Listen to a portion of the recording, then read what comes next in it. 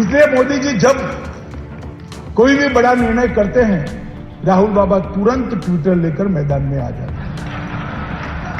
7, 8, 10 tweet ठोक देते हैं। ठीक है, ठोक दिए। 15 दिन के बाद जब जनता फैसलों का स्वागत करती है तो मुंह देखने जैसा हो जाता है। सालों से पाकिस्तान हमारे यहां घुसपैठ करता था। हमारे सेना के जवानों के सर काट कर ले जाते थे, पैर से अपमानित करते थे। दिल्ली के आकाओं के माथे पर जू नहीं रही। उरी और पुलवामा में हमला किया, एक बार एयर स्ट्राइक किया, एक बार सर्जिकल स्ट्राइक किया, घर में घुसकर जवाब। अगर कोई गलती करता है तो घर में घुसकर दंड देने का किसी में सामर्थ्य है तो मेरे और आपके भारत के अंदर। जो सादगी से जीता है, जो पारदर्शिता से जीता है, वही नेता है। जिसमें बड़े फैसले लेने की क्षमता हो, वो ही नेता होता है। सालों से पाकिस्तान हमारे यहां घुसपैठ करता था। हमारे सेना के जवानों के सर काट कर ले जाते थे, पैर से अपमानित करते थे। दिल्ली के आकाओं के माथे पर जू नहीं रही।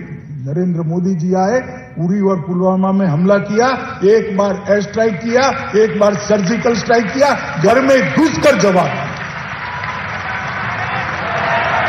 और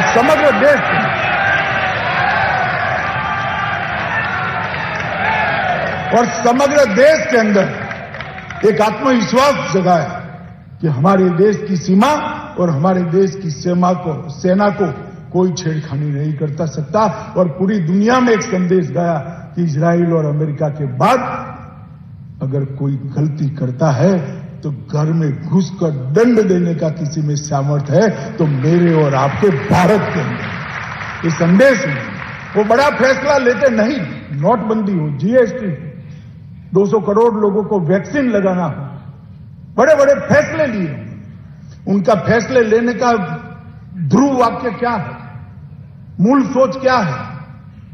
फैसले व्यक्ति को अच्छे लगे ऐसे नहीं लेने चाहिए। मुझे और आपको अच्छे लगे ऐसे फैसले नहीं लेने चाहिए। मेरे और आपके लिए अच्छे हो ऐसे फैसले लेने चाहिए। इसलिए मोदी जी जब कोई भी बड़ा निर्णय करते हैं, राहुल बाबा तुरंत ट्विटर लेकर मैदान में आ जाते हैं। 7, 8, 10 ट्वीट ठोक देते हैं। ठीक है, ठोक दिए। 15 दिन के बाद जब जनता फैसलों का स्वागत करती है तो मुंह देखने जैसा हो जाता है। मोदी जी कभी भी लोगों को अच्छे लगे ऐसे फैसले नहीं देते।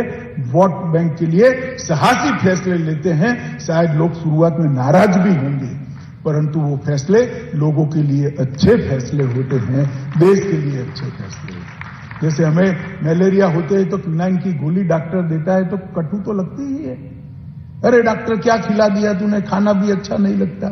मगर मलेरिया चला जाता है। ये मलेरिया निकालने का काम नरेंद्र मोदी के साहसी फैसले में। नेता ऐसा हो जिसके प्रति जनता में सम्मान हो।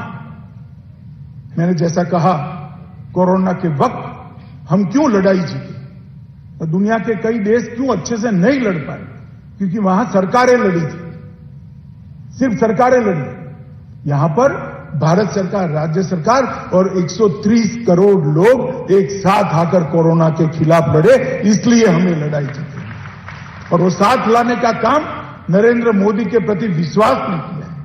मित्रों, नेता ऐसा हो जिसका विश्व में सम्मान हो। आज ही तीसरी बार सर्वेक्षण आया है, हर 1.5 महीने में होता है।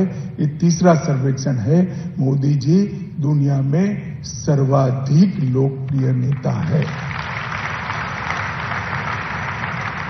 नेता ऐसा हो जिसके लिए देश सर्वोपरि हो, देश के अलावा कुछ न हो। मित्रों, मोदी जी के कई फैसले ऐसे थे जो लिए अगर उल्टे पड़ते तो कहीं के न रहते, मगर उन्होंने देश के लिए फैसला लिया। चाहे सर्जिकल स्ट्राइक हो, चाहे एयर स्ट्राइक हो, चाहे नोटबंदी हो, चाहे जीएसटी हो, चाहे धारा 370 को उठाकर फेंक देना हो।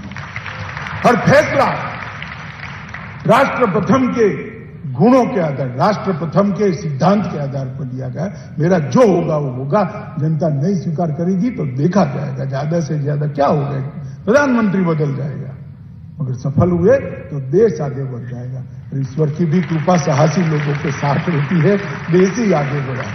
मित्रों, मैंने मोदी जी को कर्मठता से काम करते हुए देखा है। आज देश के प्रधानमंत्री हैं, चुनाव में 2 रैली कम कर देंगे तो क्या होगा, कौन पूछने वाला है, और क्या होगा, कुछ नहीं होगा।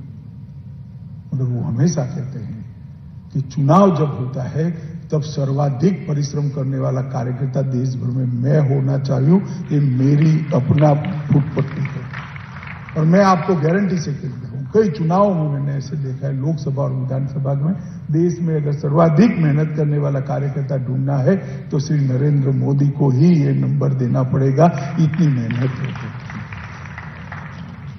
एक भावुक राजनेता है, लीडर, सेनापति है। और शिवाजी महाराज के लिए स्वामी रामदास ने कहा था, शिवाजी ने जब छत्रपति बन गए तब संदेश वाहक भेजा था कि मेरे लिए एक वाक्य का संदेश क्या है। तब उन्होंने कहा था, उपभोग शून्य स्वामी बनना। तब पूछा गया कि उपभोग शून्य स्वामी क्या है, तो उन्होंने कहा तेरे पास अब राजकोष है, राज की सेना है, बड़े बड़े महालय है, राज का पूरा खजाना है, इसका मालिक तू हो गया क्योंकि अब तू राजा है। परंतु उसका उपयोग, उपभोग, उसका उपयोग अपने लिए शून्य करना, कभी न करना। तो उपभोग शून्य स्वामी अगर कोई है तो इस समय का लोकतांत्रिक तरीके से नरेंद्र मोदी। तो वो अपने आप को स्वामी भी नहीं कहते, इसीलिए प्रधान सेवक कहते हैं। और आज भी वो 18 घंटे काम करने वाले व्यक्ति है। 12 बजे के बाद अगर किसी का फोन आ सकता है तो मैं हमेशा समझ कर रखता हूं कि मोदी जी का आएगा और किसी का नहीं आएगा। 18 घंटे काम करने वाला व्यक्ति है और अपने साथियों से भी वो कराते हैं। देश की सुरक्षा के मामले में जीरो टॉलरेंस को उन्होंने अपनाया है। मैं छत्तीसगढ़ में हूं मित्रों, मैं जरूर कहना चाहूंगा, मोदी जी के 8 साल के अंदर वामपंथी उग्रवाद की कसकर धज्जियां उड़ाने का काम नरेंद्र मोदी सरकार ने किया। मैं कुछ आंकड़े देना चाहता हूं। 2009 में इस देश में सर्वाधिक लोग मारे गए, 2258 लोग वामपंथी उग्रवाद के कारण मारे गए। वहां से घटता 2021 में 2258 से घटकर 509 तक ये आंकड़ा आने का काम ये नरेंद्र मोदी सरकार ने किया। जान गंवाने वाले लोगों की संख्या, जिला रिपोर्ट, सब में कमी ही कमी है। हिंसा की घटनाओं में 50% की कमी, मौतों में 66% की कमी, सुरक्षा बल के मृत्यु में 71% की कमी और वामपंथी उग्रवादियों द्वारा समर्पण में 140% की वृद्धि हुई। ये कुछ जिलों में अब सिमट कर रह गया है। छत्तीसगढ़ में सरकार बदल लो, यहां से भी चुटकी में चला जाएगा।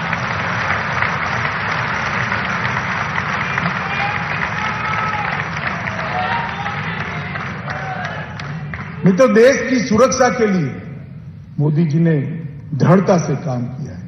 कई सारे ऐसे काम किए हैं कि हर गांव में बैंक पहुंचाने का अभियान होता है। 30 सर्वाधिक जिले जो छत्तीसगढ़ के हैं उसमें 1253 शाखाएं खोलने का काम किया है। लगभग 2343 मोबाइल टावर लग चुके हैं नए वामपंथी उग्रवादी क्षेत्रों के अंदर और 2542 नए लगने वाले हैं। 243 आवासीय एकलव्य विद्यालय बनाने का काम हुआ है। मित्रों, उन्होंने कई चैलेंजिंग चीजों को भी लिया है, जैसे शिक्षा के क्षेत्र में ढेर सारा किया। मैं पूरी मीमांसा करना नहीं चाहता, मगर सबसे कठिन काम क्या है, जिनका शिक्षा का अभ्यास है उनको कठिन है। मालूम है कि 2 ही बड़े मसले हैं जो बहुत दिक्कत देने वाले हैं देश को। एक तो एनरोलमेंट 100% होना चाहिए, हर बच्चा स्कूल में दाखिला लेना चाहिए और फिर ड्रॉप आउट नहीं होना चाहिए, कम से कम 10वीं तक वो परीक्षा पास करना चाहिए। तो 100% बच्चे स्कूल में एनरोल हो और 100% बच्चे एसएससी से बाहर निकले। नरेंद्र मोदी जी ने गुजरात के अंदर जब मुख्यमंत्री बने तब एनरोलमेंट 66% था।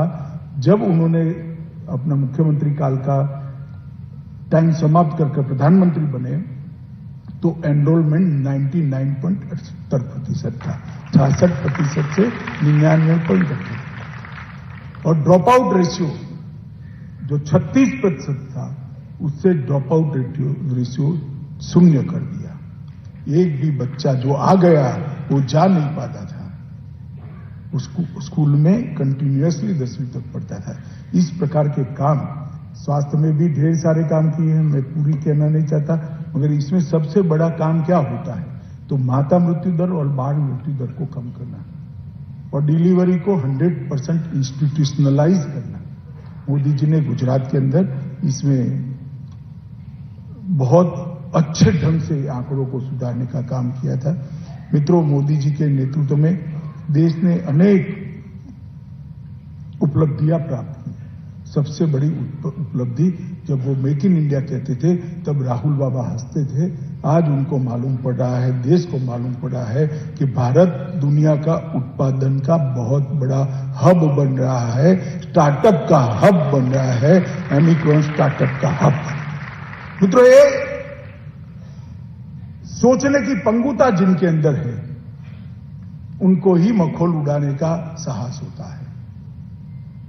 जो लक्ष्य तय कर मेहनत कर आयोजन कर विश्लेषण कर पुनः आयोजन कर लक्ष्य की ओर द्रुत गति से बढ़ते हैं, उनको सफलता ही मिलती है। और मोदी जी ने 8 साल के अंदर समग्र विश्व के अंदर भारत को उत्पादन का हब बनाने में बहुत बड़ी सफलता प्राप्त करी है। सबसे ज्यादा निर्यात अगर 75 साल में कोई एक वर्ष में हुआ है तो 21-22 के वित्तीय वर्ष में हुआ है। मित्रों, भारत निर्यातक देश बन रहा है, भारत कृषि में आत्मनिर्भर बन रहा है।